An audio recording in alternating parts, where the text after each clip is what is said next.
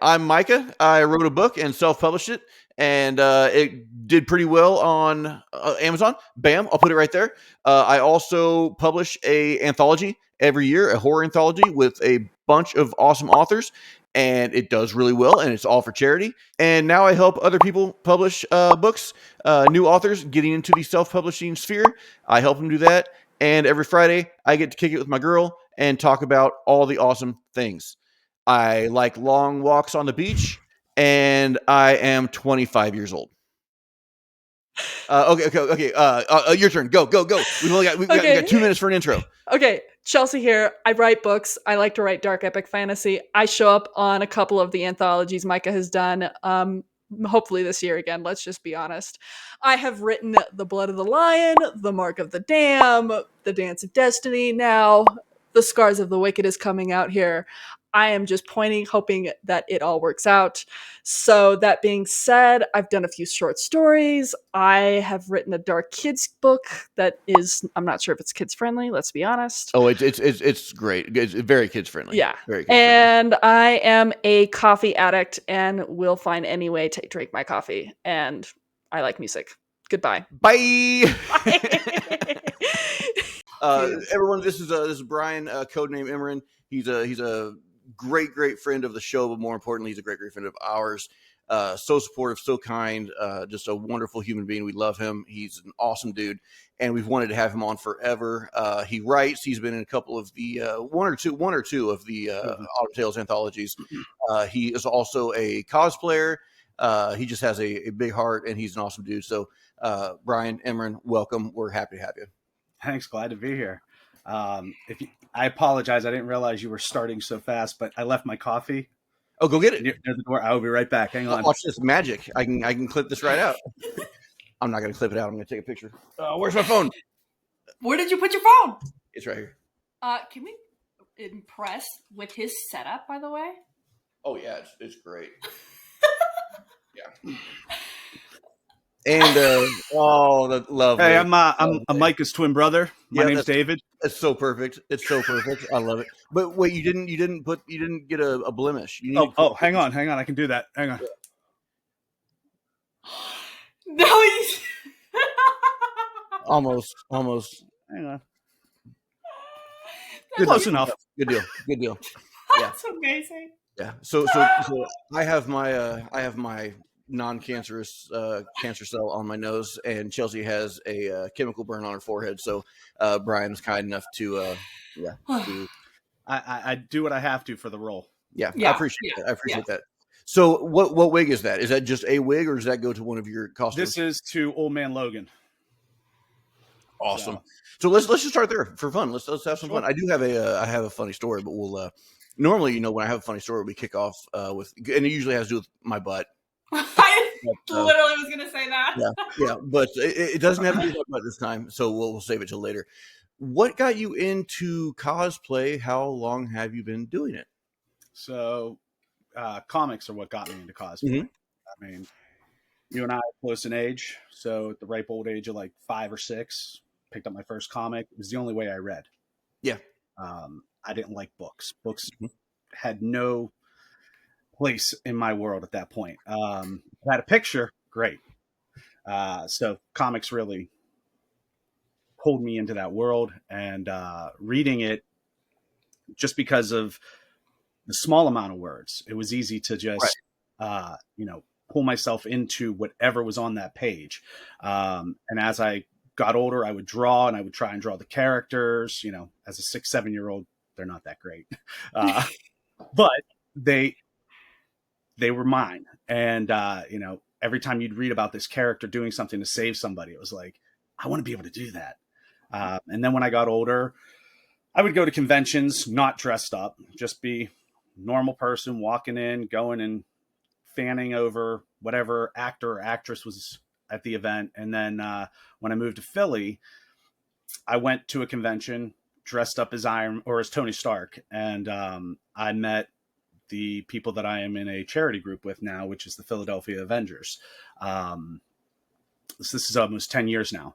We're actually celebrating our 10-year anniversary next month. And awesome. Met them at a convention. One of the main leaders of the group was dressed up like Magneto. And I walk over and I go, "Hey, big fan. I follow you on Instagram and Facebook. I'm Brian. Nice to meet you." We started chatting. And from there, like within a month, I was a part of their group, dressing up, going to all kinds of charity events. So for about the last decade, I've been dressed up as random characters. So Awesome. it's been a wonderful time. That's super cool. That's so cool. Now, what is the charity do? Like, you guys dress up, visit hospitals, that kind of thing? What is the? So we recently started trying to get into hospitals, but there are a few cosplay charity groups in the Philadelphia area that wouldn't say have rights, but they have deals to go into certain hospitals. So we have recently started going to Ronald McDonald House. Awesome. But the majority of our charities that we primarily raise money for are the March for Dimes, March for Babies. We just had that one in April. Alex's Lemonade Stand. We know one of the families whose child had cancer, or scratch that, mother had cancer. Mm-hmm. And they do a huge event every year, and we raise money for them.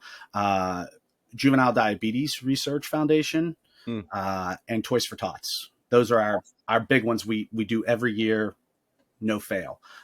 We have done T-cell, mass T-cell, bone marrow as well, but those are just some of the ones we do. That's so. The only one I wasn't familiar with is the Lemonade one. What is that? Alex's Lemonade. It's for cancer research, for mainly for children. If I remember correctly, Alex's Lemonade was started by a family whose son was diagnosed with cancer, and they would raise money by selling lemonade, and it has grown into this nationwide charity organization. Awesome. So yeah, love it. So good. So that is so cool. I love that you are able to do something that's so fun and then apply it to something so powerful. Yeah, that's so cool. Now, I am just a very small part. I'm a very small cog in that wheel. The founders of the group are the ones that do the heavy lifting. I pretty much just show up. So you're doing it for a good cause. Yes. And that's the reason why I enjoy doing it. That's the reason why I got really excited to try and submit a story to Autumn Tales, was because of what the charity organization you guys were going towards. It's just, that's the kind of stuff I like. No, I do. I have to say that not on the level that you're on so much, but Autumn Tales, Chelsea and I's anthology that we do every year.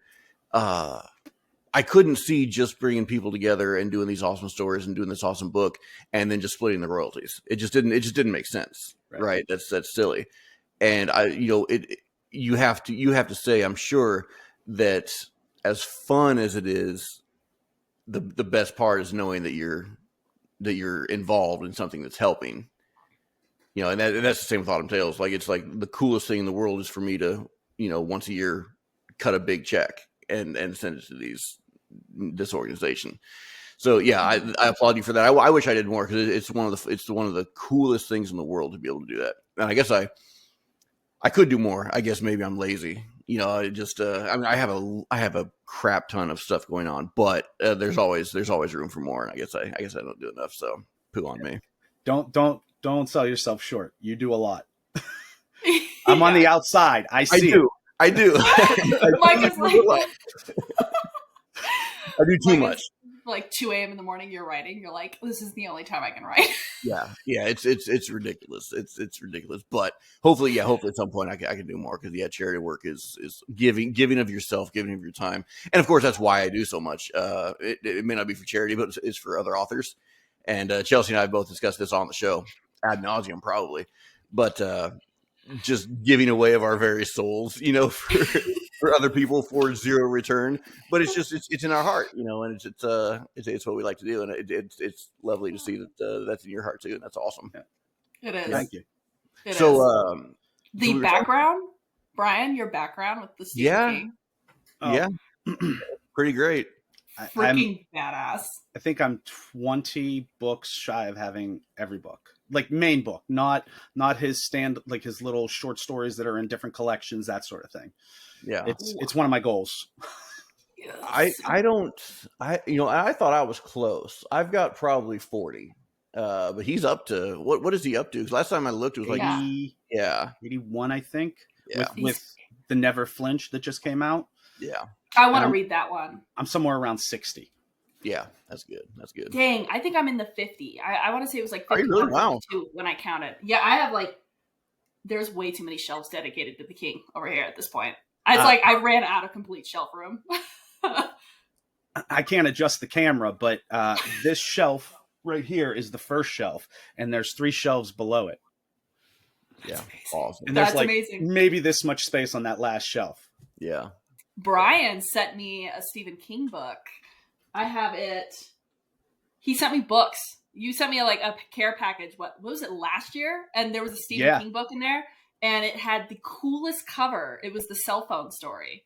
And it was just like, I have it somewhere. It's over here.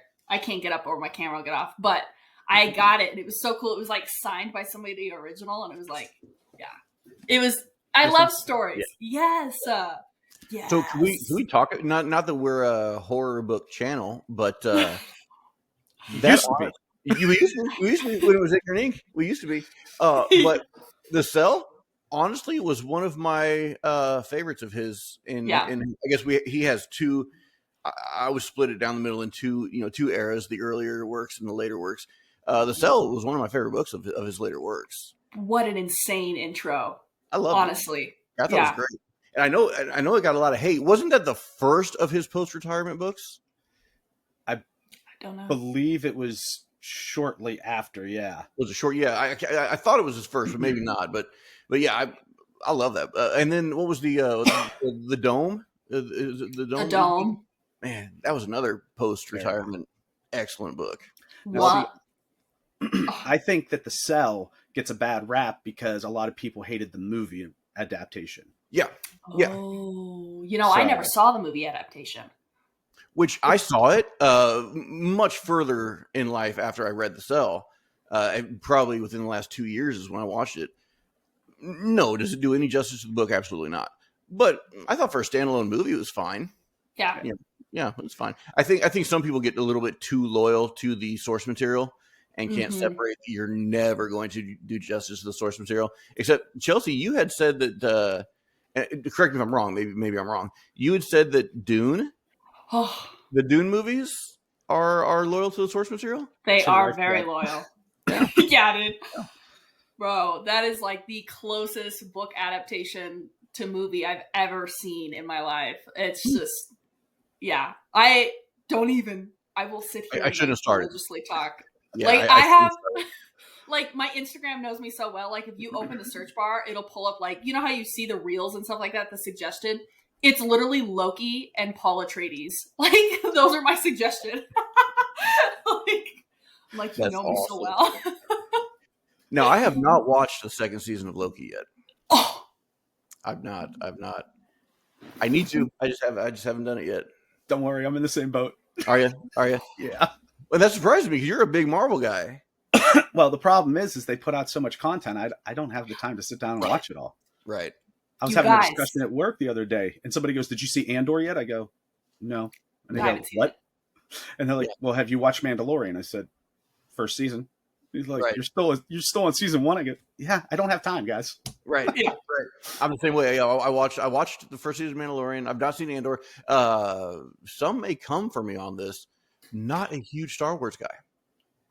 I will come for you, so it's fine. I mean, you're not a big sci-fi guy. I'm not a big sci-fi guy, right? I still love. It's fine. I'll see you later. Oh, I'm sorry. Everyone, that was Brian. Wishes. Godspeed. No, I liked New Hope. I liked Return of the Jedi. I'm not a huge Star Trek guy either. I'm not. Just not a sci-fi guy. Not a sci-fi guy. It's okay. Yeah. I thought the new Star Trek movies were pretty decent. Like I thought they were pretty with Chris Pine and what's his name that plays Spock. I think they did a good job. Yeah, Zachary Quinto. Yeah. He went to my middle school. Did he? No. Way after me. But yeah. That's so cool, though. Yeah.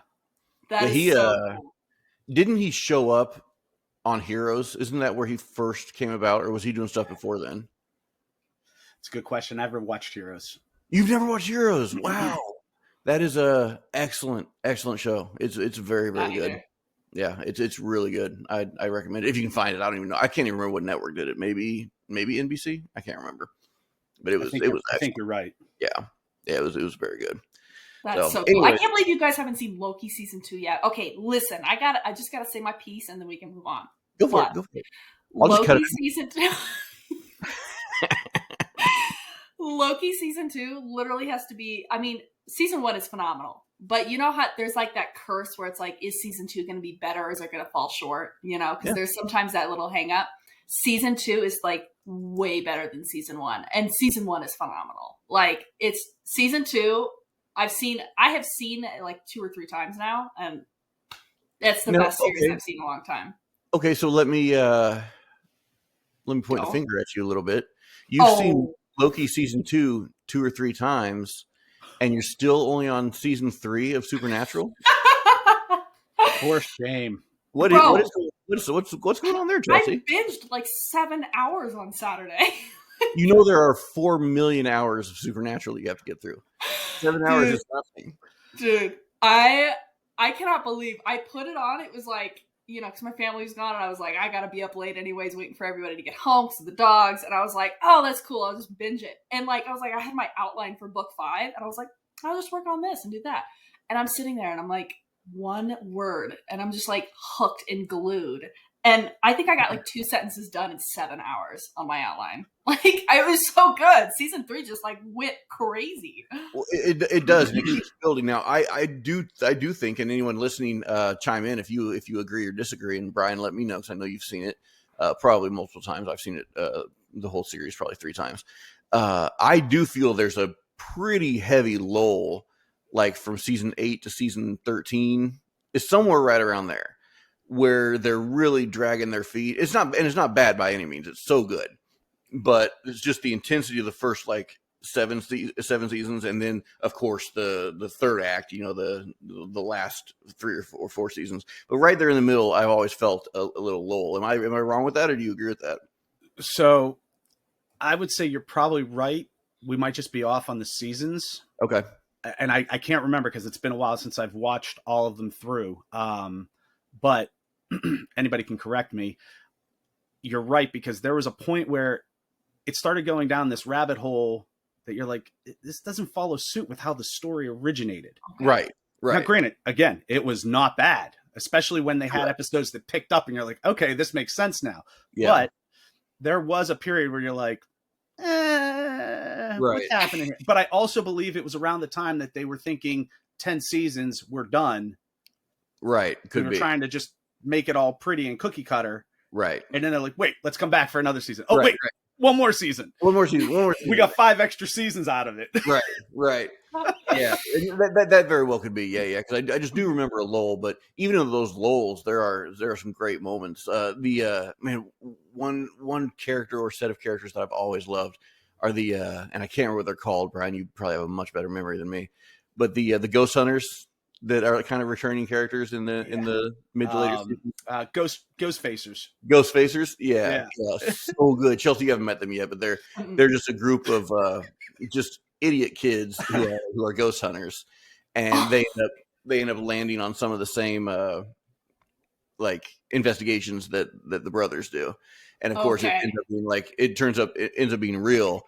And like these ghosts, it's really funny. It's a fun twist. They think they are like Sam and Dean, right? But they are nowhere near their caliber. Right. They're going in with cameras and EMF detectors, and they're like, we've got this, okay, guys. We don't know who you are, but we've got this. And they're like, okay.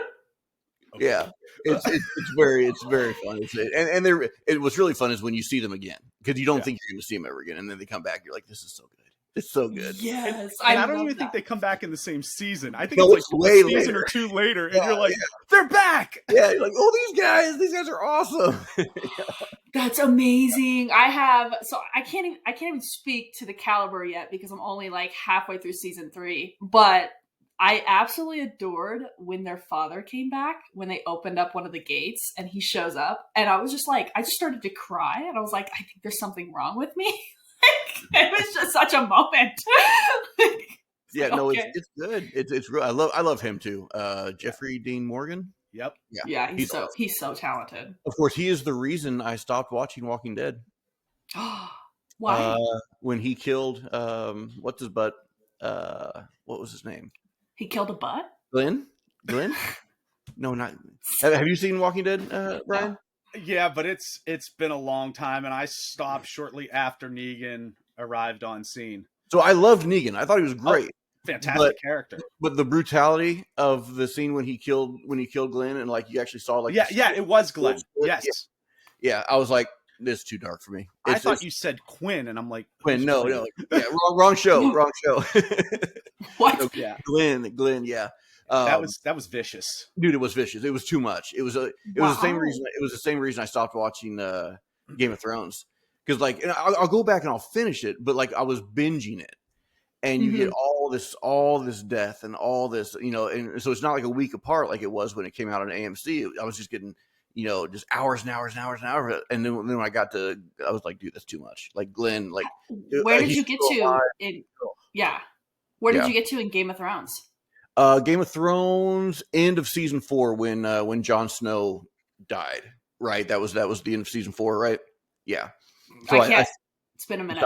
You made it further than I did. I got to season 3. Really? But I was watching it as they were coming out. Yeah. And I was getting to the point where I can't stay up this late, and I would record it, and then a week would go by, and I'm like, all right, I'll watch it this weekend. And I had 3 episodes behind, and I'm like, I can't. Yeah. I can't. It was a great show.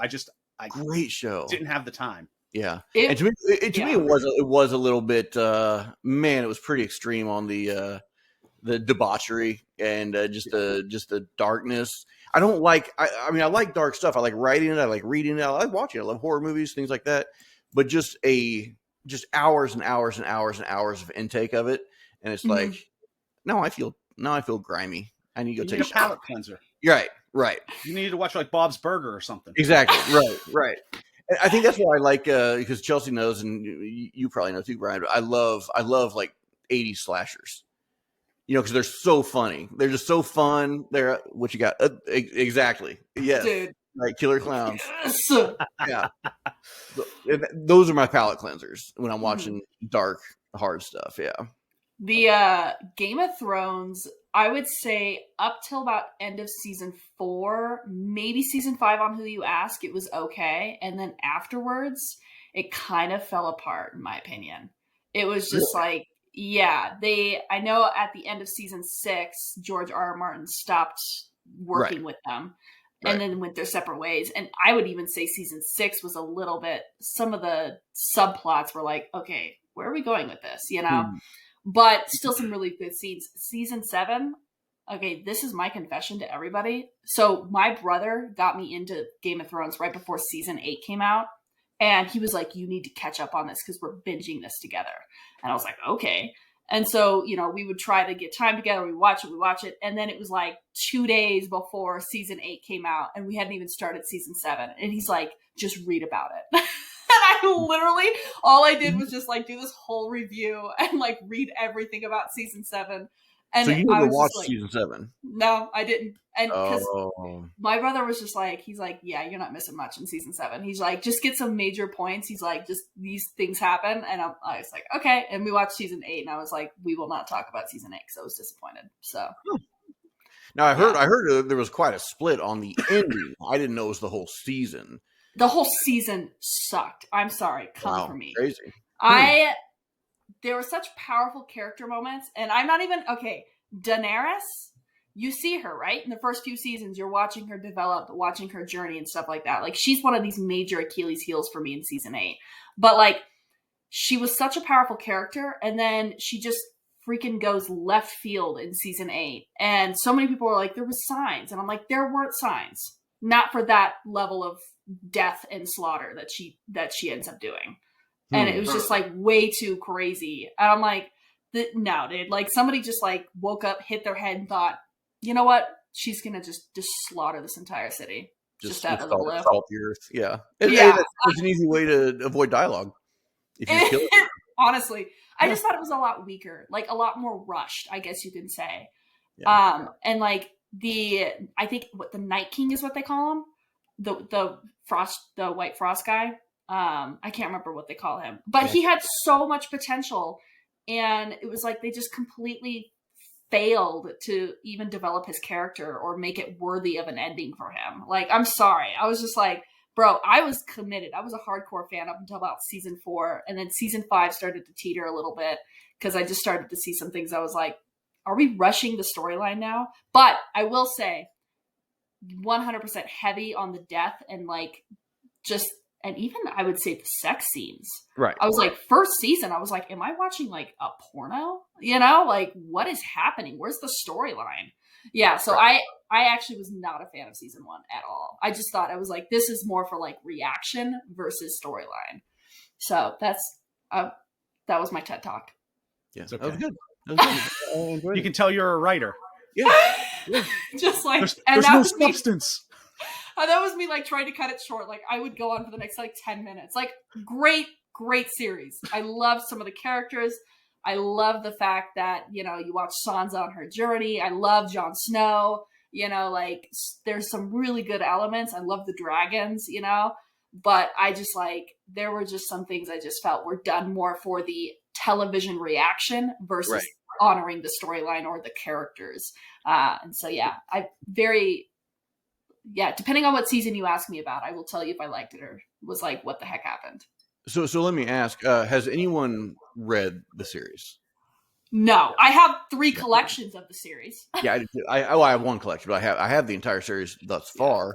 Whether it'll ever be completed, who knows?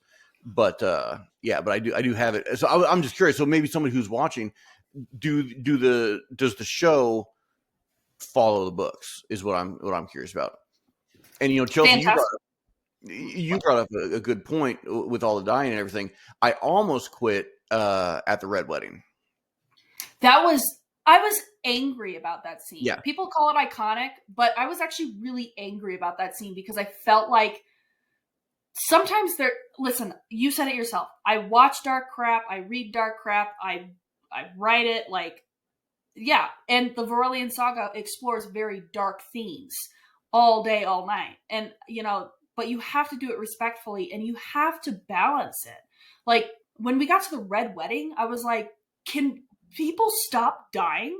Like, I was like tired of it. I'm like, this is so somber. Like, well, and the problem was everyone that kept dying, no matter what season you're in, everyone that kept dying were people that you were rooting for. Right. Like, oh, here, even the role that Pedro Pascal played, right? Didn't he play? Yeah, the not swordsman, but that was Pedro Pascal, right? I have no idea, so I'm just rolling with it. When he fought the mountain, was that not Pedro Pascal? I don't remember. It was Pedro Pascal. So whenever we come back, it was Pedro. Okay. So remember the agency model discussion we had? We were talking about how freaking insane priced books are. Yes, and I think that's how the conversation came up because I was literally going to call you Emerin again. And I'm like, Brian. So Brian, you messaged me and you're like, bro, I have the first Enders book. Cause I've been wanting to read the series forever. Like that is one of those movies that it's nostalgic for me to watch. Like I love the Ender's Game movie. And I'm so disappointed that they didn't continue with it.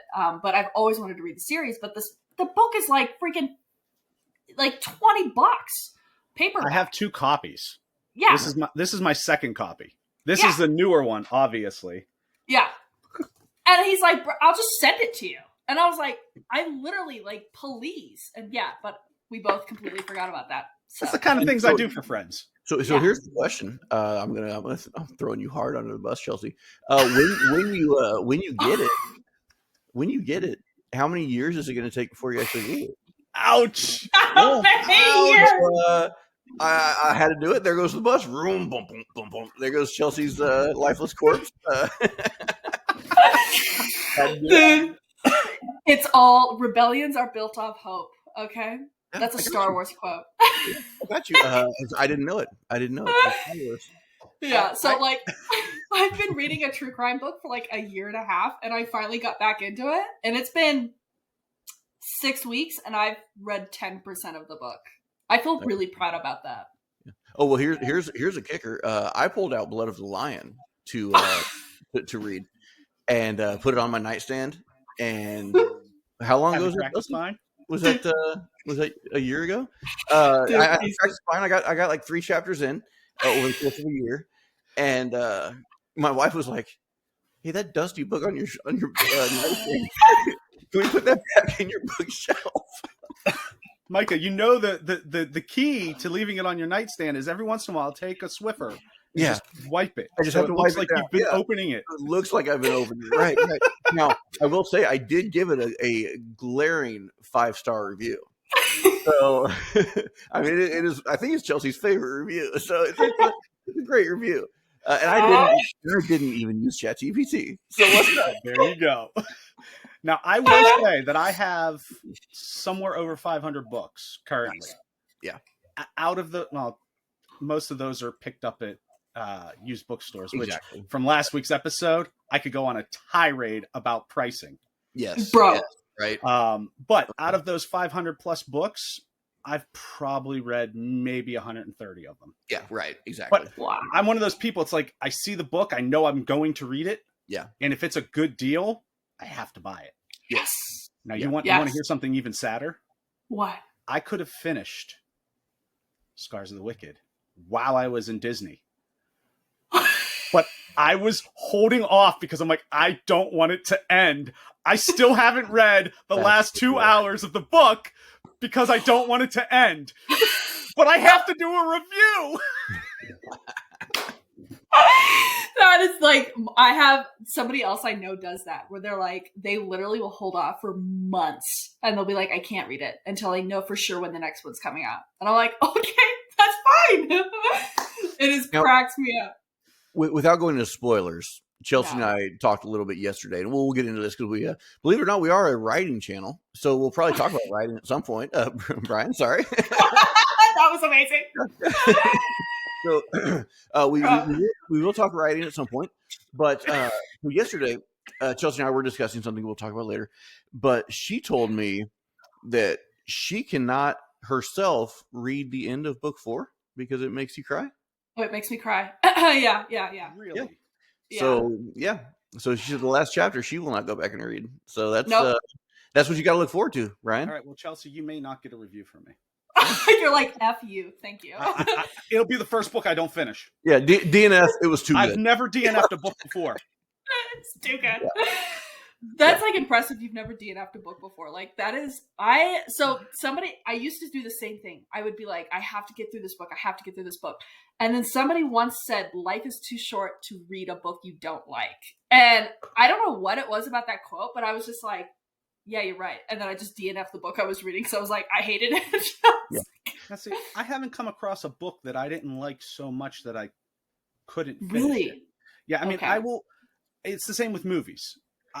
I don't care how bad somebody says a movie was. Until I see it, I can't judge. So if I read a book, see a movie, watch a TV show, yeah, I might think it was all right, but I still enjoyed something of it. Like the movie came out 2 years ago, Malignant, I think is what it was called.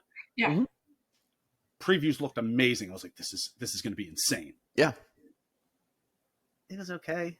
It was okay. Yeah. I didn't like how it ended because most movies end horribly. Yes. But I found some enjoyment out of it. I was like, all right, it's got a good scare factor to a point. Yeah. And then you're like, oh, okay, that's where we're going. Okay. Yeah. But yeah, so, I mean, I try to always find the best I can in what I'm intaking. Yeah. Mm-hmm.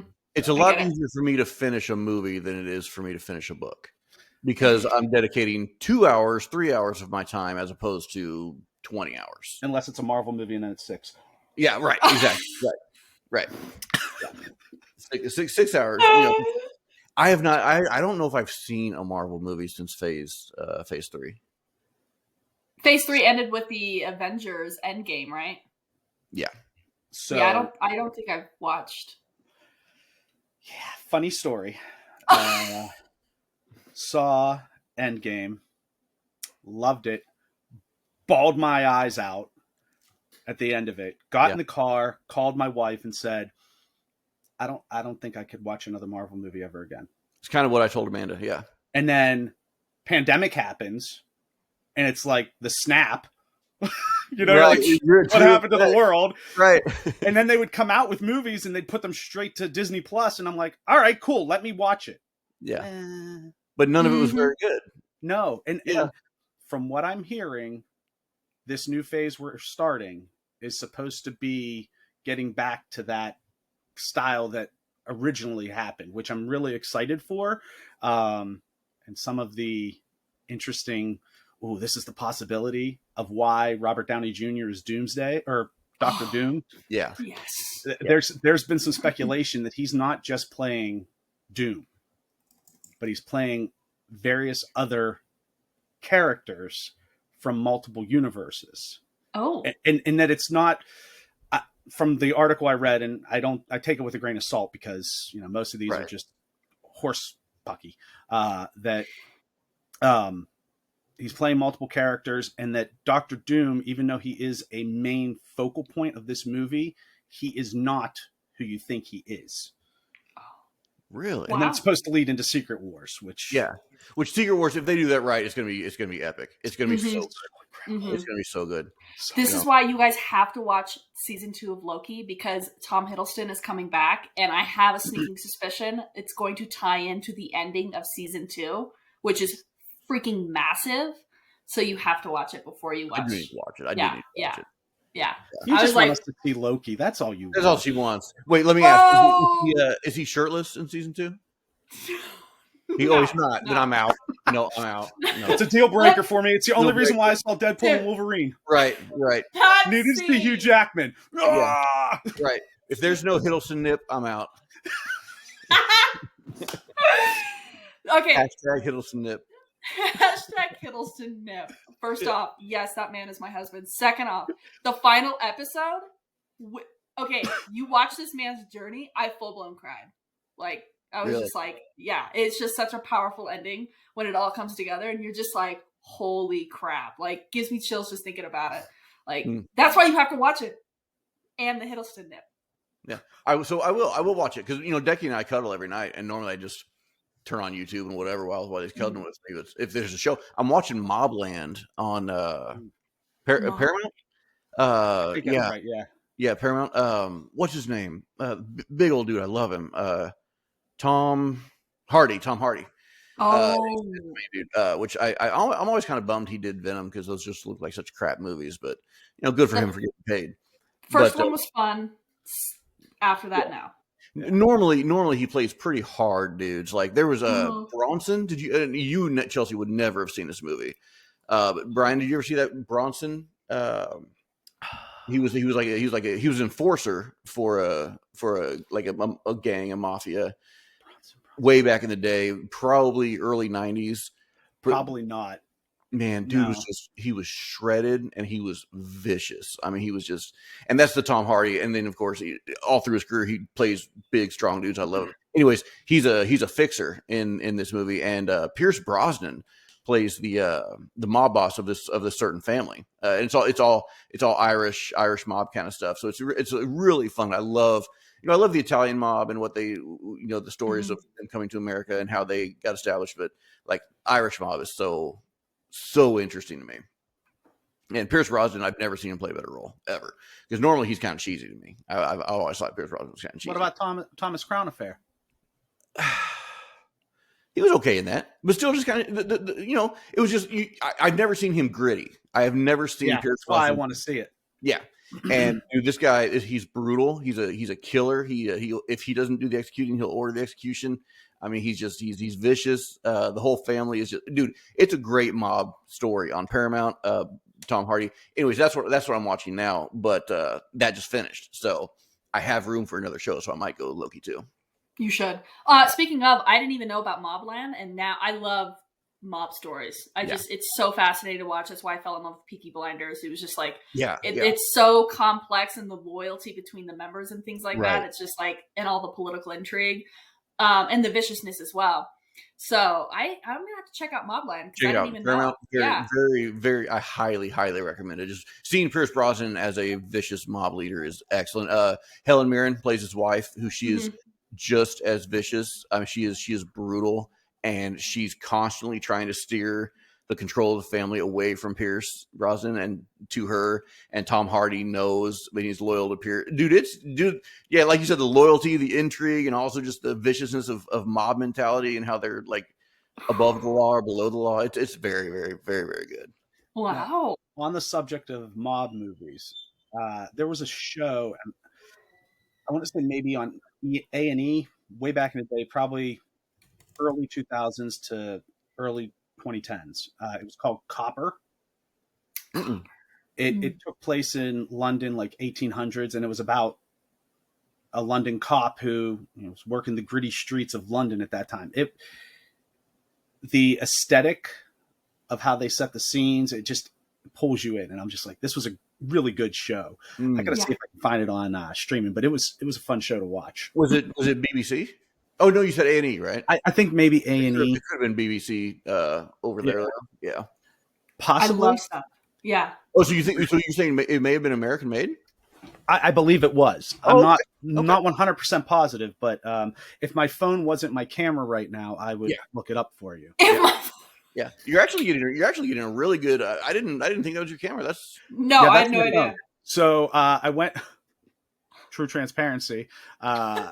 I got my mic and I got my headphones last week, and I'm like, oh, wait a second, I have a new computer and it doesn't have a built-in camera. Yeah. So I went to the store yesterday after work. I go to pick up a camera and I looked at reviews and I'm like, okay, this one says it's good quality, whatever, 1080p. That's all I need. I bring it home. I plug it in this morning. I'm looking at it and I'm like, I don't like this image at all. It was like lines and graininess. Oh, okay. I tried adjusting it and they're like, you need to download the software. I'm like, no, I'm not putting software on my computer. Right. So I'm like, wait a second, I could use my phone. Yeah. Because I know Micah does not like Apple. I have one. I don't like them, but I have one. But that's what I'm using. Yeah. I have my Mac computer and my iPhone is connected, so it's allowing me to use the camera off of there. So yeah. Wow. Cool. No, it's like crisp, dude. Yeah. No, I thought you were off your computer. Yeah, I wish. That's impressive. That's impressive. I wanted to. Okay, so I'm curious because I think now I think we were kind of talking about the endings, writing good endings, and it kind of started stirring up a question with me because I've read, like Brian, I've read some of your short stories, and it's like you write a killer ending where it's just like it all comes together, and you're like, yes. And I know, Micah, obviously you're working through your fantasy, your first book, The Singing Blade, and it's like you haven't got to that ending yet. Right. And I've written endings to books, but not real endings where it's just like, this is the end of the story. Well, you have with your standalone that's coming out in December, right? Ish. Was that- but that's the thing. Wait, hold on now. Hold on. Are you saying your standalone is no longer a standalone, Chelsea? Is that what you're saying? Breaking news! Breaking news! Right. Hold on, let me get the flare. Where's my flare button? Oh. Do we get the banner that can go across the bottom? Yeah, we'll do that. Red. Yeah. Well, like I wrote it in a sense where it's like it continues because his character comes into book 5, right? So you cheated. I cheated. Okay? You cheated. I cheated because I can't write an ending. you and Stephen King, don't worry about it. Dude, it like gives me like the like the actual thought of writing the end of the main saga with these 3 main characters and being like, it's over. That this story is over. Like it gives me physical anxiety because I'm like, I don't even know how to write a proper ending that would like honor everything these characters have been through. And so that's why I was like, when we started talking about the movie endings, I was like, gosh, I'm like, Brian, I think you're the only person here who's actually written like a proper ending. Like, I feel like like the short stories are fun, but my short stories always end in a, this is going to continue. That's so funny. Like the perfect story. Yeah, exactly. To this day, that is one of my favorites. Really? I love it. Which one? I missed it. Which one? The Perfect Story. Oh yeah, great story. Yeah, great story. Of course, Chelsea. Now I wrote Paint It Black, and that had an ending. I mean, okay. There was nowhere else for that to go. Like that was a hard ending. That's true. Yeah, Micah, that's true. I need to say that story is my favorite in the book. A, thank you. B, I agree. Not that it's the best in the book, but that it's my favorite that I've written. I mean, everybody wrote an amazing story that was in that book, but yours I think about weekly just because of how gritty the scene is in that classroom. Yeah, it's I'm like, awful. Yeah. Oh, and when he's out at the truck, and I'm like, oh, dude, and that scene, I was worried. I was really seriously concerned about that scene. It's like, am I overriding my boundary? Am I overstepping my boundaries? Do I know how to write this well enough to do it justice? Like, I was really worried about it. I was really worried that I wasn't going to be able to do it right. And man, yeah, I love that story. I'm very, very proud of that story. And I was going to say, when you say Paint It Black, I think of the song. Well, that's how the story starts. It starts with the song, yeah.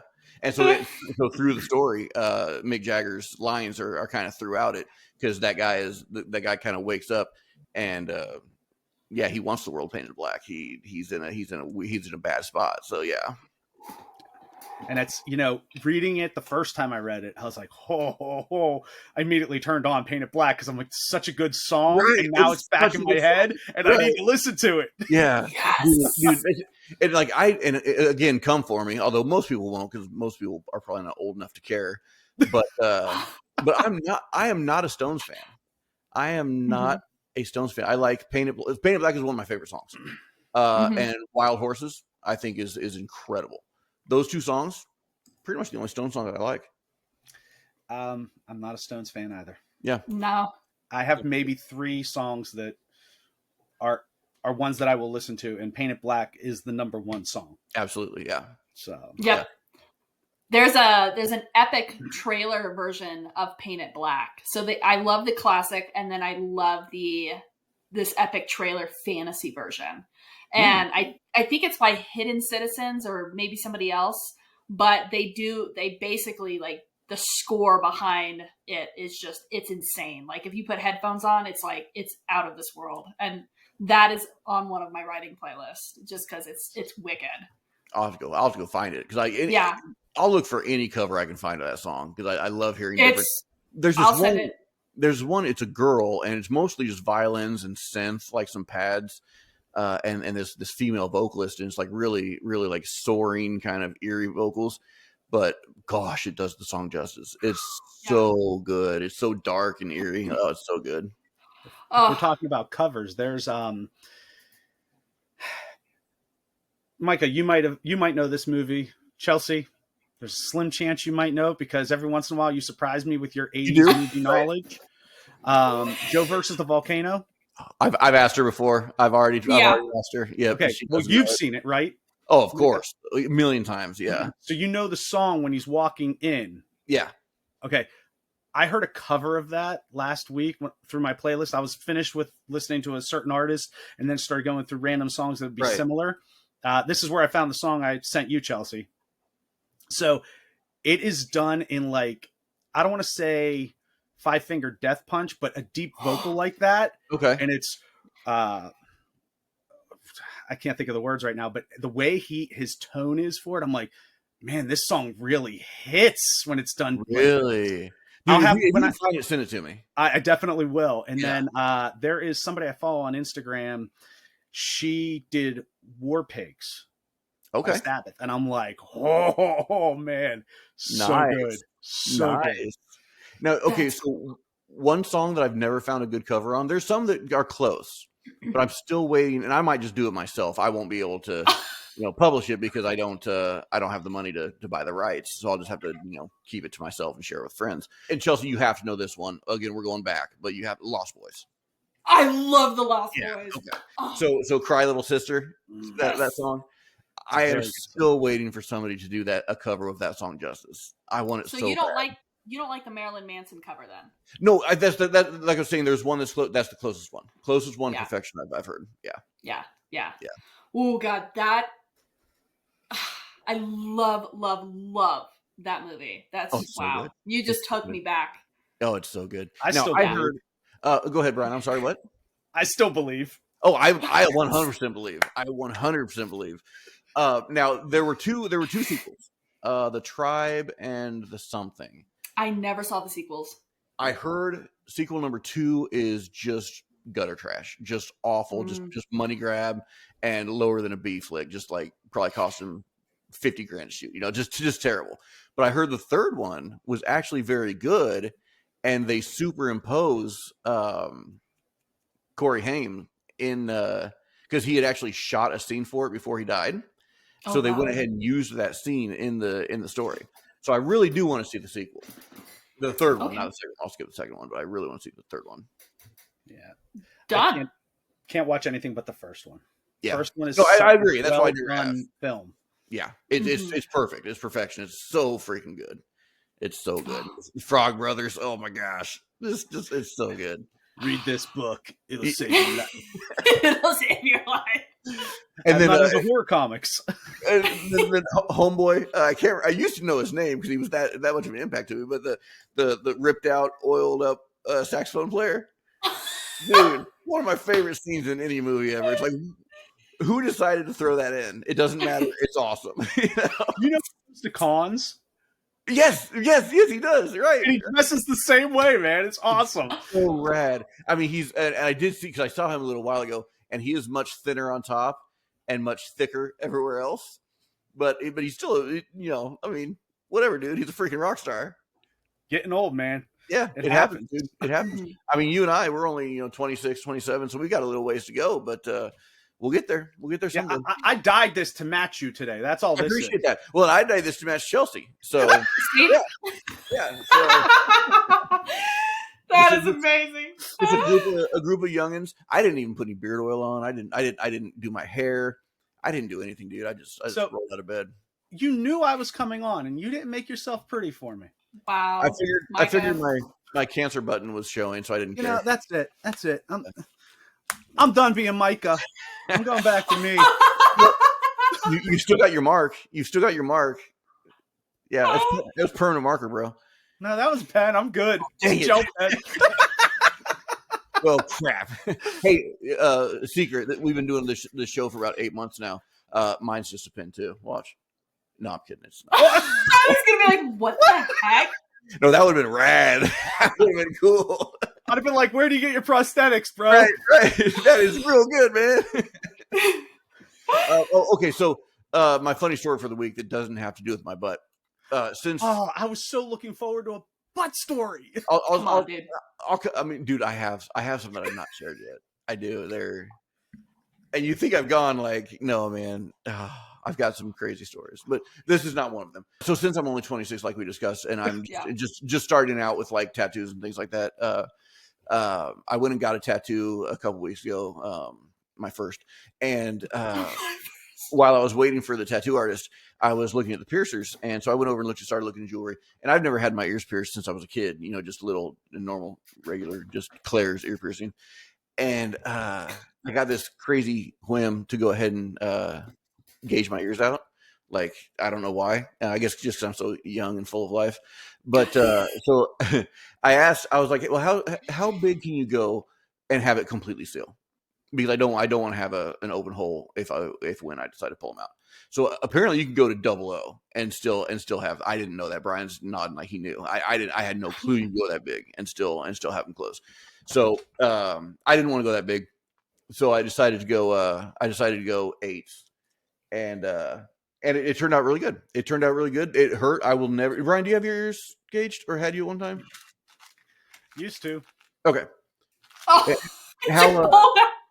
How big did you go? 5/8.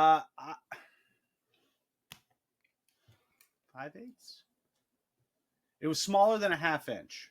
Okay. So smaller than a 0. Okay. But you can't. Good. Cool. Good. Now, The nice part is the hole's still there. I could pop one of those in right now. That's awesome. That's so cool. It's smaller. I could do a 12 gauge, no problem. 12, yeah. Okay. So when you did it, did you do it the right way and just go, 18, 16, 14, 12, or did you? You're calling that the right way? I'm calling that the right way. Yeah, I started with the 22 gauge regular ear piercing, and stretched it out over 6 months, 7 months, something like that. Yeah. No, I call that the right way because the way I did it, I will never ever do it again. It was disgusting. Like, I was nauseous. basically I just had him punch a 10 gauge hole in my ear. Just Sorry to tell you, that is the right way. I know it's the right way, but it's not my right way. It was like I've broken bones. I've gotten many tattoos, all parts of my body, elbows, neck, Sure. places that really, really hurt. That was the most disgusting, like traumatizing pain I've ever had, outside of like breaking my back. Like that was the worst. Like I couldn't believe it. So yeah, I was I wish I would have done it your way, but that takes too long. Who got 6 months for that? Give it to Not me. when you're 26. Yeah, not when you're 26. Like you got work, you got kids. Right. Just give it to me now, man. Give it to me. So anyways, that's not my story. My story is they turned out pretty good. They look nice. Still a little bleedy and oozy. But the day after I got it, so I got it Friday. Saturday, Decky wanted to take a shower with me. So we get in, I shower him up, and I say, okay, be careful, Daddy's ear, So I'm holding him up and cleaning him off, and he just like laughs. He goes, and just headbutts this ear. And I just now today got it mostly clean. You can still see some dried blood there. That thing just belched blood, like it's and just like it was just gushing. And dude, it was the worst thing it didn't hurt at all. It didn't hurt. The pain was gone, but it was awful. I thought I was going to have to pull it out. Like it scabbed over, and for like 4 days, I was just walking around with this gigantic, just scab all over my ear. It was terrible. Yeah, dude. Yeah, I guess that's why old people shouldn't get piercings. I guess I don't know. Don't tell me what to do, Dad. Dad. Have you ever seen that Twizzler commercial where the guy's in the car, he's looking out the window, and he goes, "Am I too old to start skateboarding?" Yes, I love that commercial. Seen that, but I love that question. So the first time it comes on, I look over at my wife, and she knew exactly what I was going to say. She goes, "No." I go, "Come on, I can go back on rollerblades. It'll be fun." She's like, "Didn't you break your ankle?" I was like, "No, I sprained it pretty good." So how do you break an ankle with rollerblades? Don't they have pretty high? I didn't break it. No, okay. I had what they call it, a severe contusion. Okay.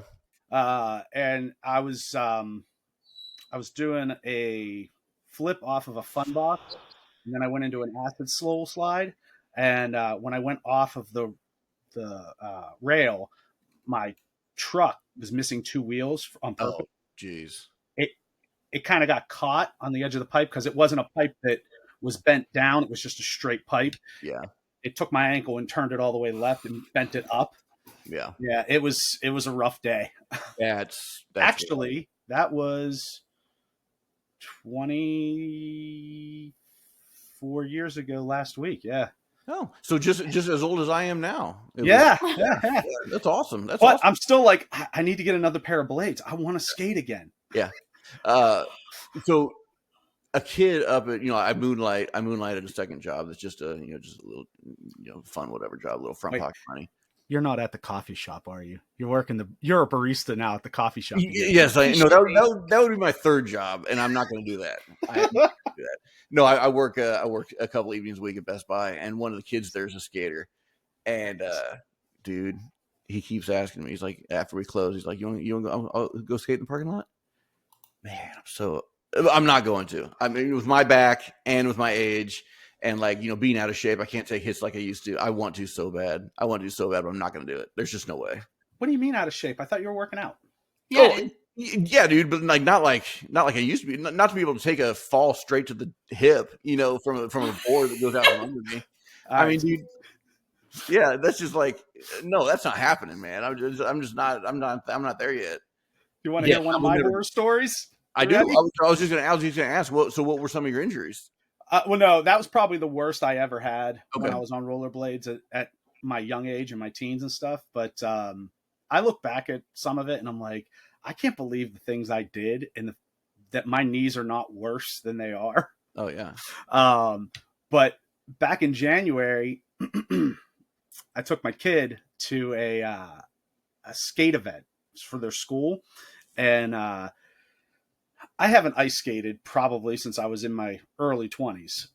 And I just assumed that everybody wore hockey skates. not figure skates. I thought if you had figure skates, you were a figure skater. So they didn't give them out at a skating rink. Yeah. They gave me figure skates. I didn't realize it when I was putting them on. I'm out on the ice. Toe pick hits the ice a couple times. I took a couple spills. None of them hurt, right? Yeah. We're going around. I'm like, all right, we got to get off. It's almost over. We got to get off the ice. One more time around. All right, one more time around. Go around the ring. Coming back. Toe pick. I took my entire left side straight to the ice. I get up. One of the skate people comes over and goes, "Are you okay?" I go, "Yeah, I think so." He goes, "Do you need some ice?" I look down. I go, "No, I just got some. I'm good." Yeah. I got some, man. I got some. He did not laugh. I don't think he understood what I was saying. He was like 16. Dude, how you not get that? That's a great line. Right? I mean, he set me up. Right. He tossed it to you and he didn't catch it. That's crazy. It's almost as good as the line in National Lampoon's European Vacation when they're on the flight and she goes, "Would you like that in a can?" He looks back and goes, "No, I'll have the drink right here, please." Yeah. Right. So I get up, I go home. Like, all right, it hurts a little. I get up the next day. I'm like, I can't move my shoulder. Really? That's when I realized I was old. Right. I couldn't take a hit and just keep going. I'm like, oh. Right. And that's what I'm saying. I just don't want, especially with because with my back, I never took the pins. They wanted to pin me up and, and give me a bunch of metal in there and everything. I never did. So they're like, you can't take a hit to it. You can't. You'll be on. He literally said he said next time you fall, you'll be on my table. And I was like, so I always try to be careful. I don't live my life in fear, but I shouldn't be on a skateboard anyways at this point in my life. I shouldn't do it. So I had a massive ski fall like 3 or 4 years ago, and I tried to get back on skis, but I was way too shaky when I did it. I went out on Halloween because we get snow up here so early. So we went up with my brother. I went up to Halloween. It was like 2 or 3 years in Colorado at that point. And I was like, oh yeah, we're totally cool. Let's go. I had brand new skis, everything. I had skied before. And I went up with my brother and it was really crowded. It was like only one slope open. And some people cut in front of me and I hit ice at the same time. And my skis twisted and I rolled for like 40 feet. I mean, my brother was like, "Dude, did you die?" So I rolled. Yeah, I rolled. But like the thing is, I was coming up to a freaking drop off, like one of those massive drop offs. It was like 20 or 30 feet. And it had a bunch of fresh powder down there, but it was a straight drop off. And so I dug my ski in really hard and I ended up like tearing my knee doing that to stop the acceleration. So yeah. And then at the time, my brother rolls up to me and he's like, "Dude, are you okay?" And I was like, "Yeah, I'm fine. I'm just kind of shaking. And I was like, "Let's just get back to the bottom of the hill." And I was like, "Yeah, I'm cool. I'm fine." I got up and I realized I couldn't put weight on my knee. And I was just like, "No, I'm cool, dude." And that's I'm telling him, I'm fine. I was like, "Let me just get to the bottom of the hill. It's cool." And it's like a mile and a half down to the bottom still. And I ended up like, I couldn't like, my knee wouldn't take any weight. And so I kept falling on it again. And then like the fourth fall, I just looked at my brother and I was like, "Dude, I can't, like, I actually physically can't put weight on it. Like it's burning so bad." And I'd never felt that pain before. And so yeah, I had to get like literally rolled down with those like carriers. And that guy was like, I think he was going to kill me. Like dude was taking like turns and going like, we were picking air. I was like, "Bro, I'm going to die on my way down." Like, yeah, no. So I ended up like my knee to this day. If I do something weird to it, it still like acts up. Like, yeah, I never got it seen or anything. I was just like, I had family that were in the medical field. They were like, "This is what you need to do," like, and I was like, okay. So no surgery, no broken or twisted. No, I had a slight tear. It was a slight tear. So it was one of those fluke accident falls, and I tried to get up the next season and go and ski. And man, you said don't let your life be controlled by fear and stuff like that. Bro, I was like physically, like I was having a reaction on the skis. Like I was like, it was crazy. I was like totally fine until I got to the lift, and then I started to get this weird physical reaction where I was like really scared. And yet I was like, you're fine. Like I used to race my family down these slopes, you know? And and I tried to get up on the slope, and it was like, I had a crazy physical reaction and like just panicked on the slope. It was like, I can't get down. I was like, so I still have my skis because I still think one day I'm going to get back on. But no, I totally get that. You know, and Yeah. I didn't understand panic or anxiety, of course, until I experienced it myself. But I Yeah. remember, Chelsea, you probably, if you ever watched fighting or anything, I don't know if Brian did either, but UFC back in my day when I was watching it, Forrest Griffin. I mean, the name should ring a bell. Didn't watch UFC at all. So he was a killer. He was great. He was a excellent fighter. He was champion for a while. Anyways, he took I think it was Anderson Silva that ended up ending his career. So he took a bad hit, and he went down, and it was so crazy. It was so weird. I don't know, Brian, if you actually saw this fight, but he took the hit, went down. Once he regained consciousness, he jumped out the cage, and like ran out. Whoa. Like, it was the weirdest thing like anybody had ever seen. And so of course Silva won, blah blah blah. Forrest never fought again, and he was like nowhere to be found forever. Apparently what had happened was Silva hit him so hard that he actually like detached his jaw, so his jaw was just like not attached. And so Forrest like had a crazy panic attack, and just like, you know, when you don't know what's going on, you can't really control a lot of things that are going on. So he ran out to his team or whatever. They got him in the hospital, whatever. And he said he tried to do a comeback multiple times, got in the gym, trained, whatever. He could not step foot in the ring again. Wow. And he'd been a champion. He'd been hit before. He'd hit people before. He'd broken things, you know, whatever. But something traumatized him so much with that he was never, ever able to step in the ring again. And so he was done at that point. But you say so, you know, same with the slopes. I mean, it's just like, you know, something twists there, and you're like, yeah, I just can't do this anymore. It took a while for me to digest why. I was like, where's this fear coming from? I've never been so afraid. Like, I've never had such a physical reaction to something. Yeah. And until I got on that slope for the second time this season after, and I was like, what is happening to you, dude? Are you okay? But what I think came down to it, and I was out hiking one day, and I was trying to like recall what was the triggering point for me. I think it was the drop off. I think the speed I was rolling, I would have gone over, and I don't know what would have happened, obviously. And I think that moment, I was like this close to the edge when the ski stopped me, which is what did the knee injury. And I think that was it. I think that moment, that like what could have happened, like not knowing, you know, it's just, that is like a weird trigger point for me in my head. And so I don't know, you know, it's just, I always say I'm going to get back on. I'm like, bro, I think I need therapy before I get back on. Yeah, it's not so you probably do. I mean, you know, it's probably Brian, go ahead, please. No. All I was going to say was, yeah, it's not so much that you have a fear of falling and getting hurt again, because that happened. Right. It's the fear of what could have happened had your injury not saved you from going over. Exactly. Like, that's what it hit me. That was it. And I was like, wow. And so it's like, I understand where it may be being triggered from. And yet I still mentally, it's like, I can't get over that hump of getting back on the slope, or like that guy getting back in the ring. It's like, there's just this weird block. So it's crazy, man. Injuries are weird. They do something to you mentally. Oh, yeah. Well, and anxiety is a crazy thing, you know. It's we've all experienced. I don't know if Brian's experienced it, you know, Chelsea and I've experienced it. I mean, it's a crazy thing, you know. So I don't blame you at all, you know. But when we do our writers group where everybody comes and gets together at your house, Chelsea, we'll hit the slopes. We'll get you through it. Is it okay if I bring a snowboard? Absolutely. Darn right. Absolutely. Do it. Darn right. 100%. I haven't been on a snowboard since I was 20 years old. Bring it. I'm gonna bring a skateboard, you know. And then I'll call my wife from Colorado Hospital, honey. Exactly, right. I fell on the slopes. You know, if we do that, we all will end up in the hospital. It's guaranteed. As long as we can bet up. Right.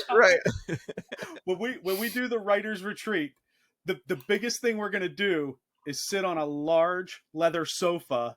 Right. With a fire pit and maybe some drinks, and that's it. Movies. Yeah. Movies, books, writing. Nothing that could possibly hurt anyone. Exactly. No Final Destination here, people. Right. Literally was gonna quote that. I was gonna be like, "This isn't Final Destination." Oh my goodness!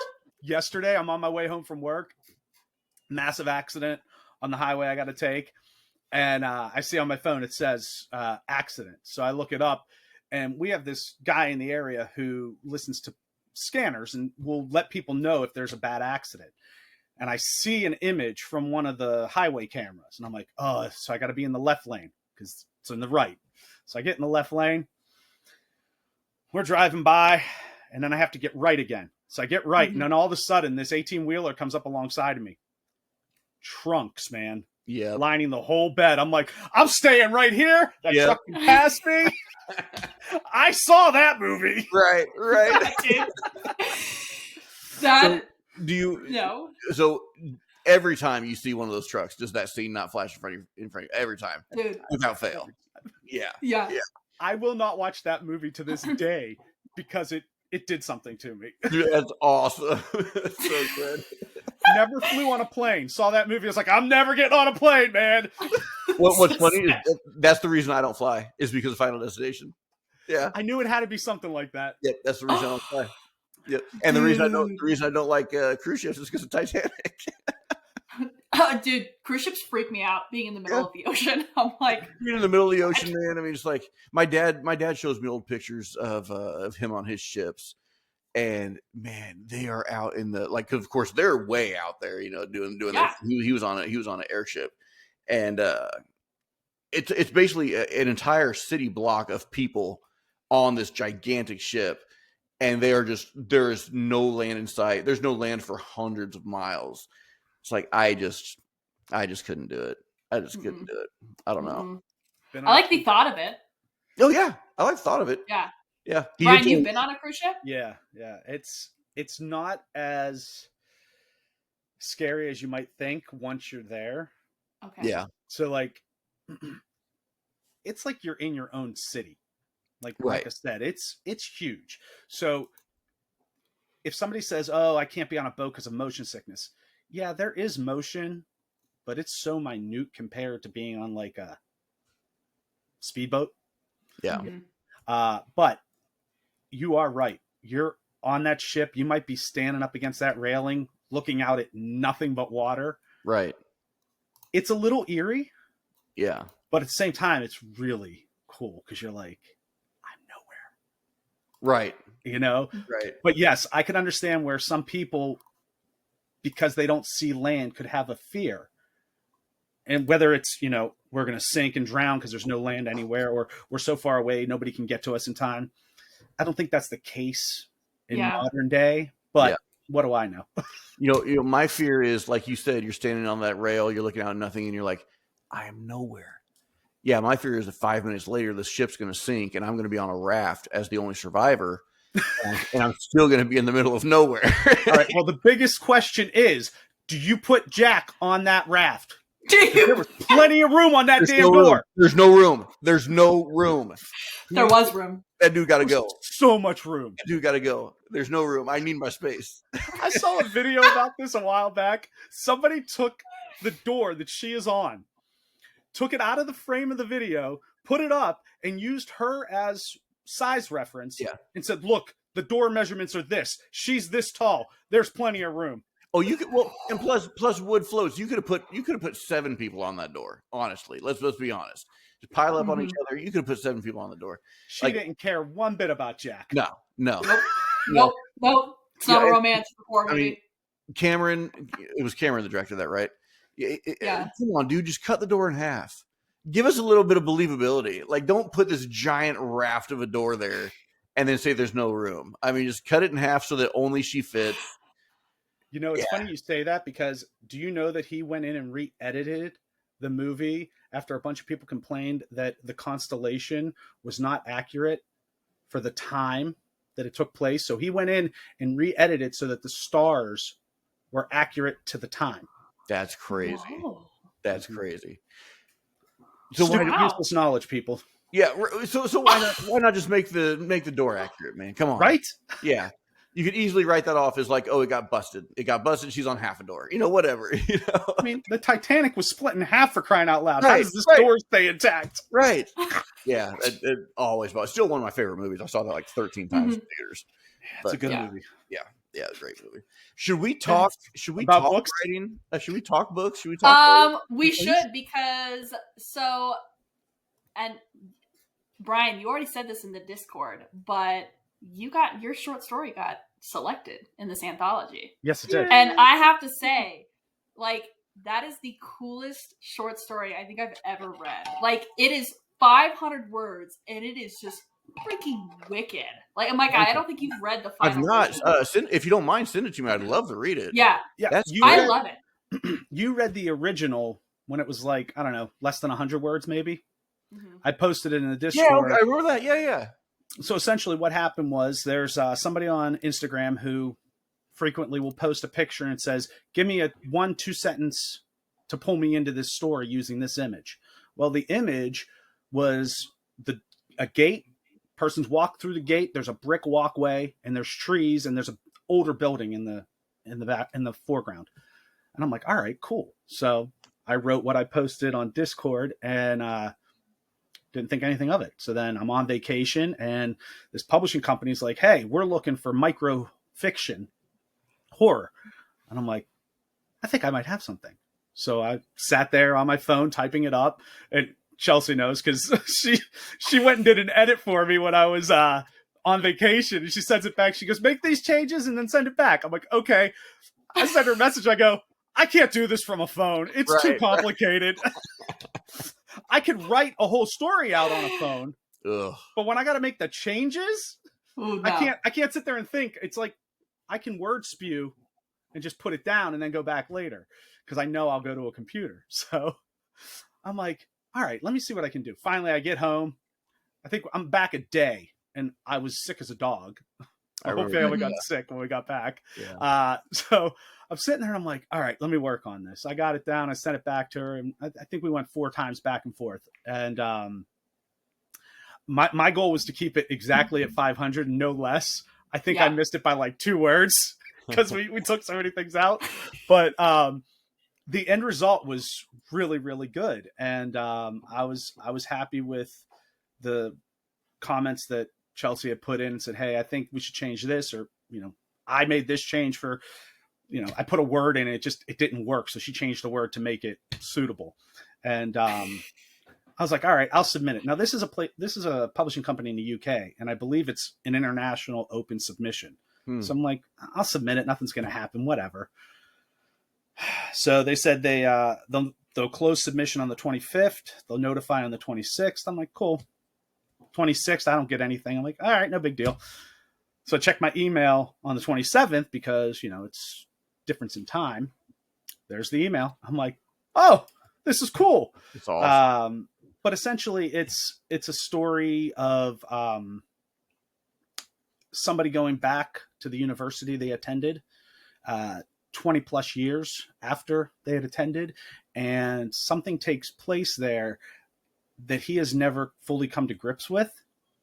And when he gets there, he is confronted by it, like almost like a panic attack kind of situation, but supernatural involvement.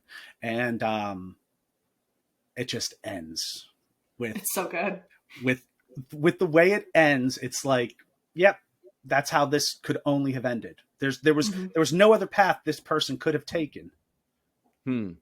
Bernard was destined for where he was going.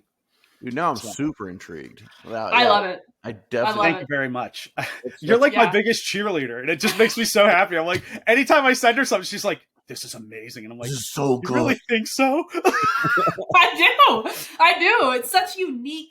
Like, you read horror, but there's a uniqueness to your writing style that you capture certain themes that I think a lot of horror misses. And so that's what makes it so interesting. Like Soul Sacrifice. Like, that one was such a freaking wicked short story. Yeah. Like, it was so fun, different, but powerful. And you had the horror elements behind it. It was down to a freaking candy bar.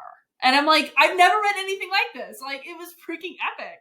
And yeah, I mean, reading this one, it was just like, I instantly was pulled in. It was just, I have so much respect for anybody that can write a short microfiction like that, because there's so much you have to capture and deliver in such few words. And it's like, every freaking sentence is just epic. It's just, yeah, I love it. That's what I was going to say. And that's what I was going to ask you, Brian, is if I'm given 500 words, I won't get past the color of the characters, exactly, pants or socks. Even I will spend 500 words describing the color of a pair of socks.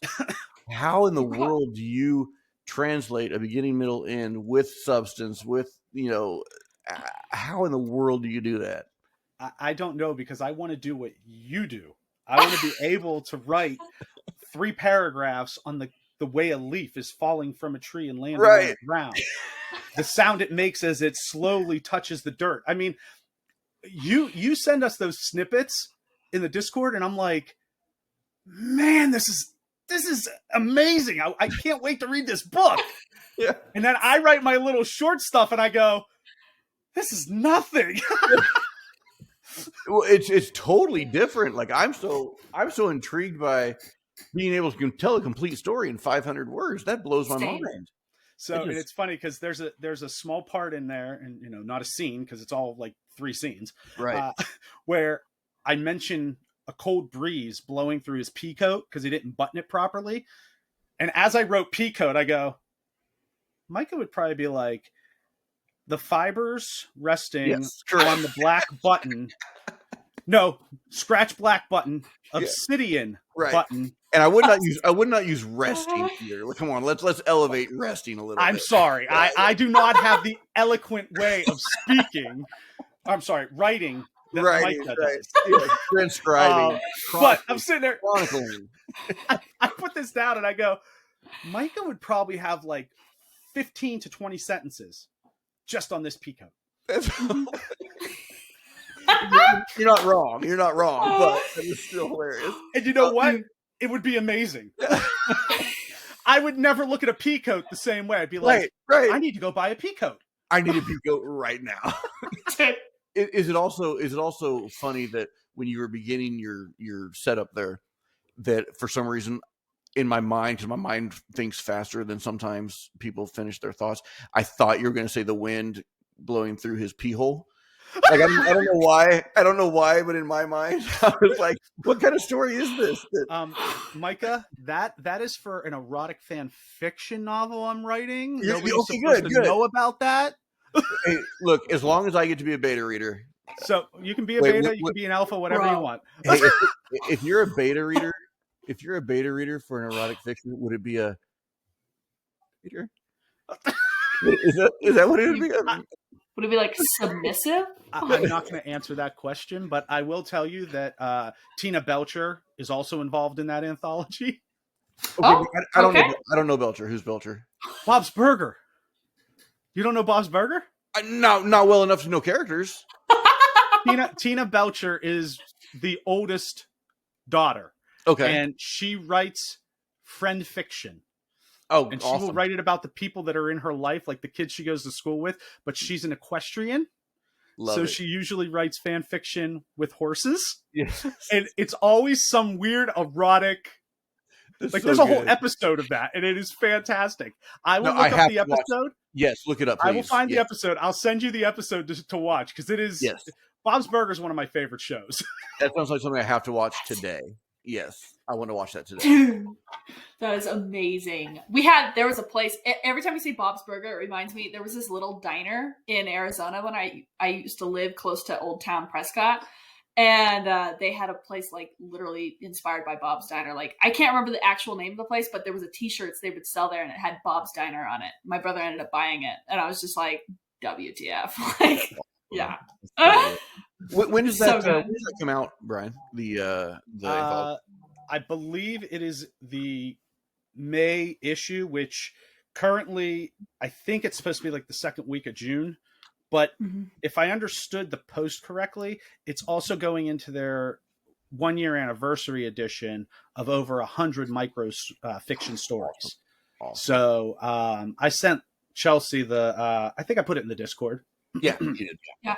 And Or Chelsea, one of y'all did, yeah. Yeah, and I'm gonna order myself a hardcover of the 100 stories because I like hardcovers more than the paperbacks. Obviously. I mean, Yeah. I have plenty of paperbacks, but if I can get it in a hardcover, that's the way I go. Yeah.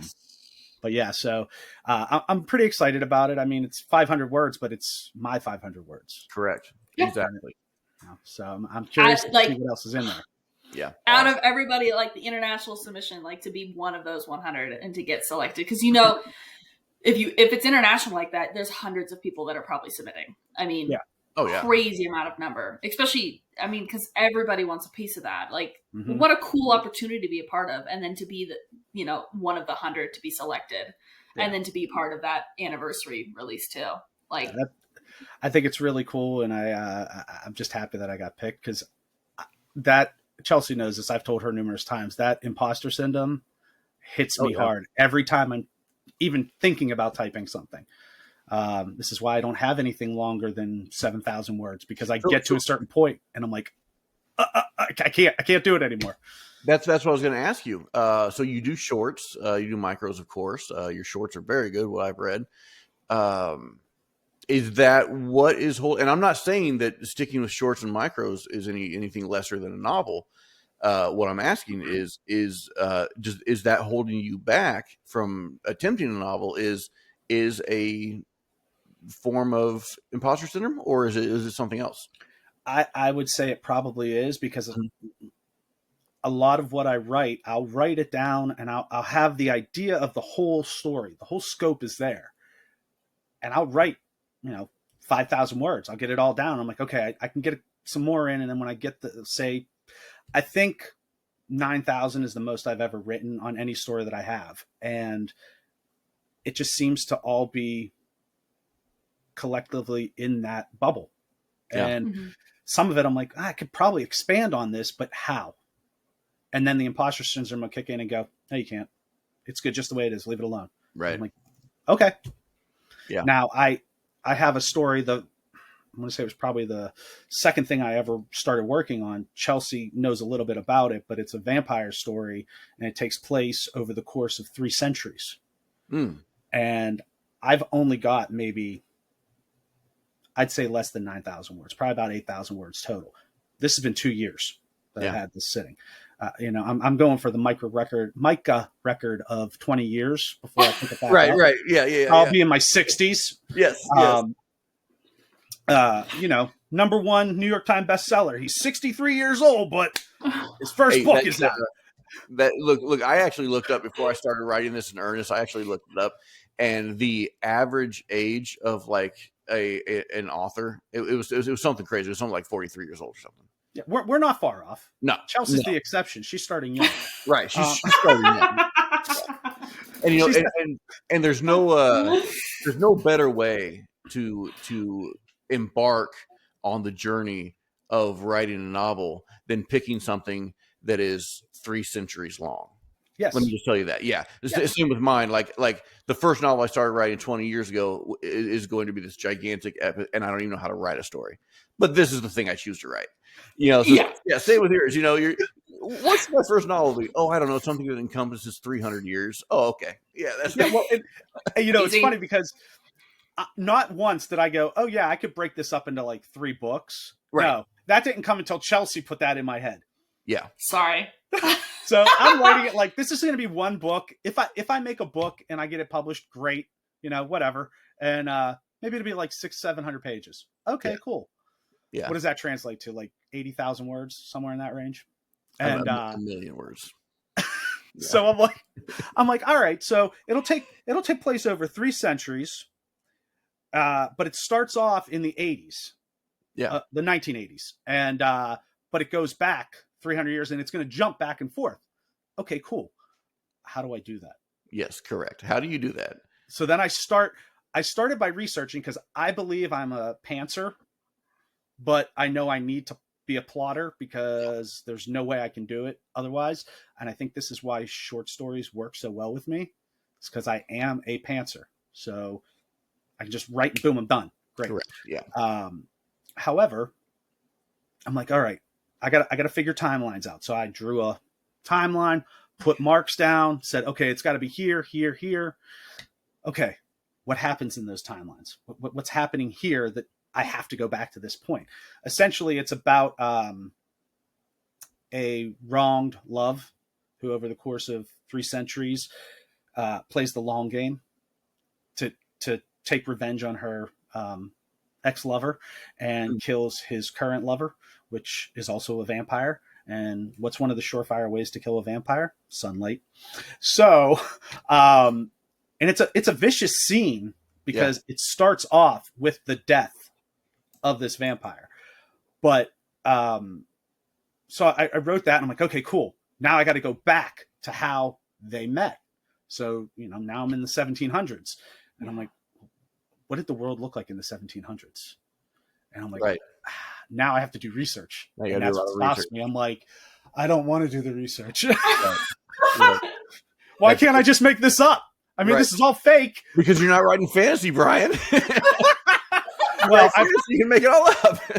Ask Danielle. I've tried to write fantasy because, she said, hey, I got an anthology coming out if you want to submit. I'm like, okay. I tried. I can't do it. You can't do it. Yeah. I love fantasy. Yeah. I cannot write it. Yeah. Don't know why. I get it. So have you read a lot of Rice's stuff, Anne Rice? Every one of her books. Okay, so you vampire collection. Yes, yeah. So that's what I was asking. So I mean, you sound like kind of in that vein. So I mean, I'm sure that she could be some inspiration, some support for you. And it's been well over 25 years since I read all of them from starting. Like, because I think I was about 14, maybe 13 when I started reading them. Yeah. And at that point, she had 6 of the books out, I think. Yeah. So I had a lot of catching up to do. Right. The first one I bought brand new was Memnoch the Devil. Yeah. Which is one of my absolute favorites. It's actually probably my second favorite. I'll always go with an Interview. And I don't know if that's because I was influenced by the movie as well. Sure. But Interview just for some reason just has a special place. So I love Interview, but Memnoch is her description of Memnoch. Yeah. Is just that pulled me in, and I'm like, this is incredible writing. Yeah. Now, there are people out there that will dispute that she is not as great of a writer as everybody claims that she is. Yeah. Sorry, was. Look, and let's get that straight too. I hate when people associate good writer with good storyteller. Yeah. Right. Can we get that straight? Because you don't have to be the best writer. Yes, you have to follow some form of proper, standards to a point. Sure. But I was actually reading a review the other day where this Joker, I mean, he wrote like a 2-page review on Goodreads about this book and breaking down how terrible a writer it was because dude was using this participle instead of this pre-participle and all this stuff. And I was like, dude, go get a freaking life, dude. Like that's a great book, And so he had nothing to say about the storytelling. He broke down the actual technical writing of this fantasy novel. Right. And it pissed me off. I was like, that's just so going back to Anne Rice. Yeah. People can say she's not the best writer. I don't care. Does she tell great stories? I think so. Yeah. Yeah. And they're two separate things. You can't put them together. Mm-hmm. It's the same with King. A lot of, like you said earlier in the show, he can't write an ending. Right. Does that mean that he's not a good writer? No. Right. He's a phenomenal writer. He's a phenomenal writer, phenomenal storyteller. Yes, he has that gift. Right. And I mean, that's why he is like one of the world's best known authors. Right. You can love him, you can hate him, but you cannot deny that he does not write. Correct. And tell a story very well. Right. I have problems with some of his endings. Oh yeah, absolutely. Doesn't mean I don't love the books. They're still great stories. Mm-hmm. Yeah. So yeah, we got kind of off on a tangent there with Rice, but yeah, it sounds like you're kind of in that same vein with her. So yeah, she would be. It might be worth revisiting those just to get some. I like your thought process. I will think about going in that route once I get Chelsea's book finished. Once I start and finish Danielle's anthology, and then I have Gabby's book to read. Yeah. Well, and then by that time you're probably getting into close to the holidays, and you'll have You'll have the singing blade and the Oh yeah, can I go on record now? I want to pre-order myself one of the special editions of Absolutely. Yes. Yeah, absolutely. One thing I forgot. I do want to shout out Byron Tim 4531. I shared this with Chelsea. I have to shout him out. Byron Tim 4531 put a post on a episode a few episodes back. This is one of the best, if not the best, author-focused channel on YouTube. Keep up the great work, guys. So I just wanted to say thank you for that, Byron. Man, awesome. We love you. Thank so much. We love you. That is such a good thing to hear. That's exactly why we do it. We do it for no other reason than just hopefully create community and create conversation. And yeah, so thank you, Byron. How to give that shout out. We do need to cut it. I think it only proper if Brian Emerin, world famous micro story writer, gives us our outro. Yes. Oh, you put me on the spot. I am. Thank you for another episode of Indie Author Unplugged. This has been Micah. This has been Chelsea. I have been Emerin. Please make sure you like, subscribe, and comment on anything that you enjoyed, and we will see you next time. Until then,